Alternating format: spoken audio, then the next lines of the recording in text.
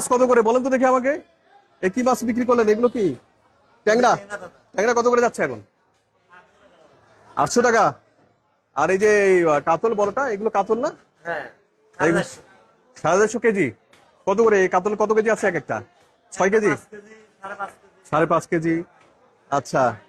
আর দেখি ও ওইটা দেখান তো দেখি, আপনি একটু দেখি দেখি এটা দেখি। এটা কত করে? যে এটার নাম কি? এটা এটা বাইন না? ছোট বাইন? গুচি গুচি গুচি কত করে? 900 টাকা কেজি। এত দাম বেশি হয়ে গেল। 700 করে কেজি ছিল তো।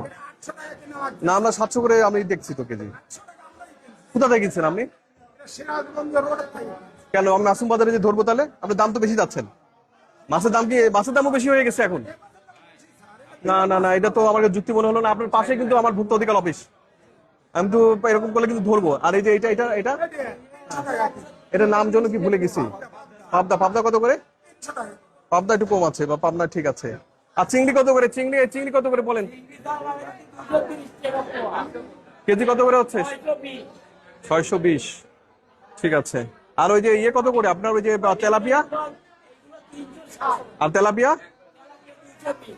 এটা কালকে আবার দাম বাড়বে না কমবে? কালকে ঈদের দিন। কালকে কি তাহলে দাম? তাহলে মাছ নষ্ট হয়ে যাবে না? আজকে বিক্রি করে ফেলবেন কম দামে, তাই তো? কম দামে বিক্রি করবেন? আচ্ছা।